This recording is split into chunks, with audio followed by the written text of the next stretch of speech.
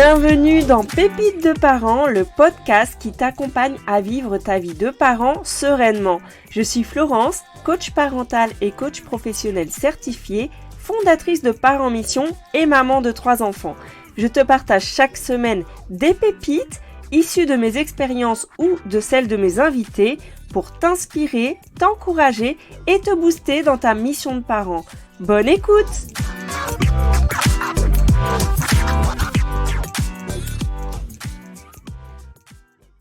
Il me semble que nous les adultes, nous sommes de grands enfants qui aimons toujours écouter des histoires. Ça tombe bien, aujourd'hui je vais te raconter une histoire, donc tu peux t'installer bien confortablement chez toi avec un thé, un café, une boisson fraîche, ce que tu veux.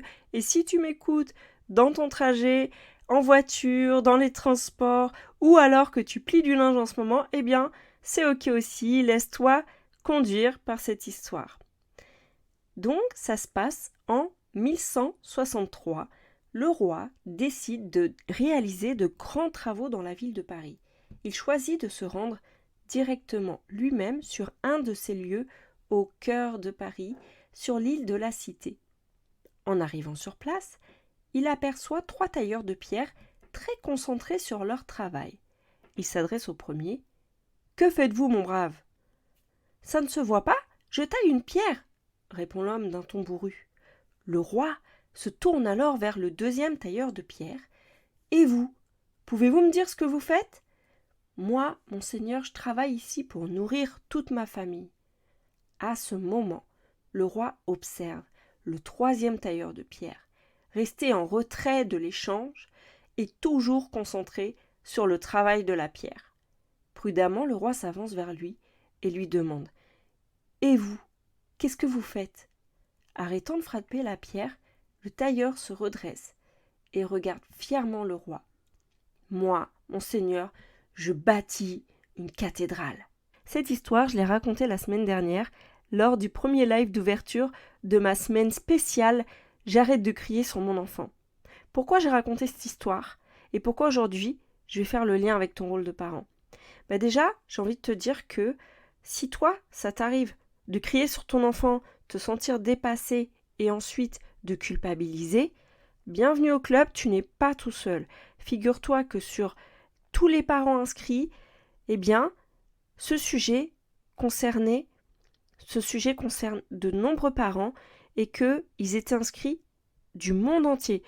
Pour te dire un petit peu, il y avait des parents inscrits qui venaient de France, d'Algérie, de Belgique, du Canada, de Côte d'Ivoire, d'Espagne, du Gabon, de la Guadeloupe, la République démocratique du Congo, la Suisse. Et là, tu vois, j'étais que sur un événement francophone. Imagine si j'avais tapé l'invitation, si j'avais proposé des lives en anglais, imagine le nombre de pays que j'aurais pu avoir. Et tout ça sans pub. Ça veut dire que c'est uniquement les gens qui me connaissent déjà ou alors qui m'ont découvert sur les réseaux. Tout ça pour te dire que c'est un sujet universel, que tout parent peut rencontrer à un moment donné des difficultés avec son enfant et que ce sujet peut concerner tous les parents. Donc tu n'es pas seul. Moi je te dis ça parce que vraiment c'est un sujet tabou. C'est un sujet tabou. Des fois on a l'impression que crier sur son enfant c'est vraiment parce qu'on est un mauvais parent. Or non. Des fois c'est difficile pour toi à gérer quand ton enfant te refuse d'aider, lorsque tu lui demandes, lorsqu'il ne supporte pas la frustration. Il peut avoir des accès de colère très violents, mal te répondre, tu peux lutter pour les devoirs, le rangement de sa chambre. Dès le matin, tu as la boule au ventre, rien qu'à l'idée de le réveiller parce que tu sais que ça va prendre une demi-heure. En fait, les sujets là qui te pèsent peuvent être communs à beaucoup de monde et peuvent arriver à tout le monde. Ça arrive à tout le monde de se disputer avec l'autre parent parce que vous n'êtes pas d'accord sur la façon d'élever vos enfants. Ça arrive à tout le monde de finir par crier pour se faire écouter. Ça arrive à tout le monde de déclencher un tsunami, déclencher des crises de colère quand tu dis non à ton enfant parce qu'il ne supporte pas la frustration. Et ça, c'est pas facile à gérer. Donc voilà, déjà je tiens à te le dire. Pourquoi maintenant je te fais le lien avec cette histoire? Toi, ton rôle en tant que parent, tu peux le voir de plusieurs façons différentes. Tu peux le voir comme le premier tailleur de pierre qui dit « moi je taille une pierre ». Je taille une pierre et voilà, ça se voit ce que je fais. Toi, ça peut être que tu te dis, moi chaque jour, j'essaye de gérer la situation comme je peux, j'essaie de m'occuper de mon enfant, et c'est déjà pas mal, tu vois. Tu peux voir ensuite la situation comme le deuxième tailleur de pierre. C'est-à-dire, moi je viens pour nourrir ma famille. Toi, tu peux te dire, moi mon rôle c'est d'éduquer mon enfant. Je l'élève du mieux possible. Voilà, je suis pas parfait, je l'élève du mieux possible et c'est déjà bien. Et tu peux le voir comme le troisième tailleur de pierre, celui qui se dit je bâtis une cathédrale. Tu peux voir ton rôle de parent comme étant celui qui sème dans la vie de tes enfants et que chaque chose que tu fais va avoir un impact pour ton enfant pour qu'il se construise et devienne un adulte plus tard. Tu peux décider d'élever ton enfant, de lever une nouvelle génération qui seront des adultes de demain, ceux qui vont changer ce monde.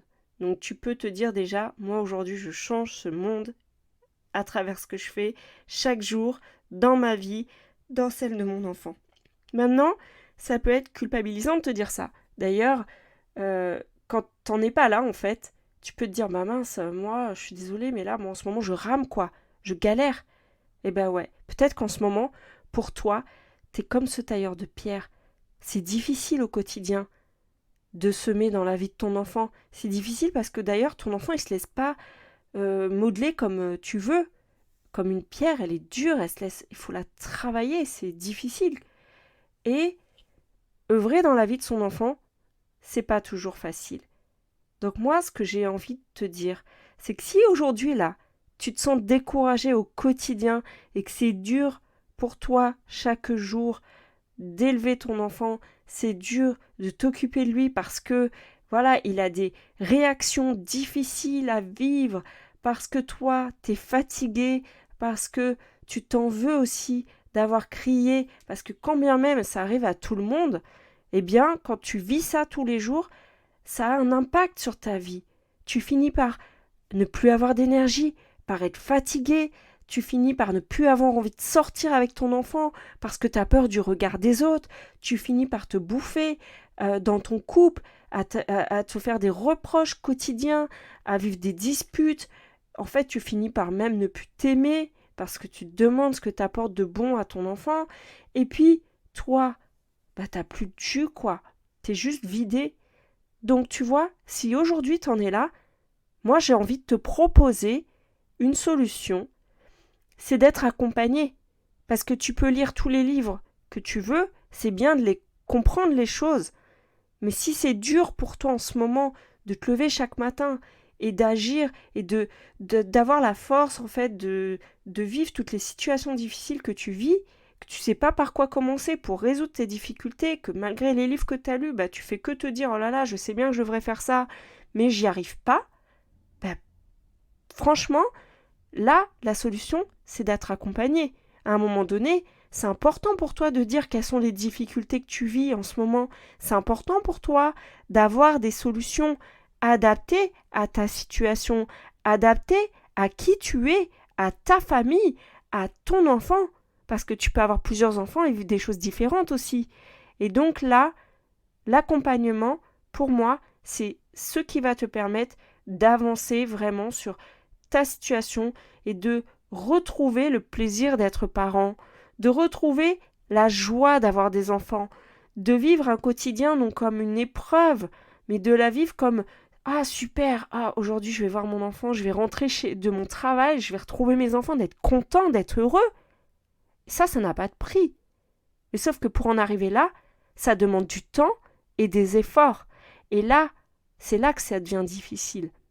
Donc tu as besoin d'être encouragé, d'avoir du soutien, d'avoir aussi quelqu'un qui t'aide à prendre de la hauteur, qui t'aide à prendre du recul sur ce que tu vis, pour pouvoir mettre en place des solutions qui te correspondent, qui correspondent à ta situation. Donc si tu te demandes si un accompagnement est fait pour toi, réserve un appel. Réserve un appel avec moi et on en parle. On fait le point sur ta situation. Je te dis quels sont les axes sur lesquels tu peux avancer. Comme ça, tu as un plan d'action personnalisé et on voit ensemble si mon accompagnement est fait pour toi. Je démarre en octobre le programme Connexion et il n'y aura que 10 places. Et pour ça, j'ai besoin de savoir qu'est-ce que tu vis, quelle est ta situation. Et toi, tu sauras si c'est fait pour toi aussi. Je te donnerai tous les détails, si ça t'intéresse en tout cas. Et si c'est fait pour toi, eh ben, on ira ensemble. Et je te garantis qu'à la fin de ces 4 mois, tu auras de l'écoute, du soutien. Tu ne seras pas seul. Tu auras des clés pour vivre ta vie de parent au quotidien. Des clés qui te correspondent à toi. Et là, ça, tu vois, pour moi, c'est pas de l'information que je te donne, c'est une transformation pour ta vie, pour vivre enfin la parentalité qui te ressemble, pour avoir enfin une vie de famille harmonieuse et apaisée dont tu as besoin et dont ton enfant a besoin. Et ça, c'est toi qui décides selon la vision et le rêve que tu as pour toi et pour ta famille. Alors n'attends plus, je te mets le lien sous cet épisode, réserve un appel avec moi, on en parle. D'ici là, je te souhaite une très bonne journée, je te donne rendez-vous la semaine prochaine. À lundi prochain, bisous bisous.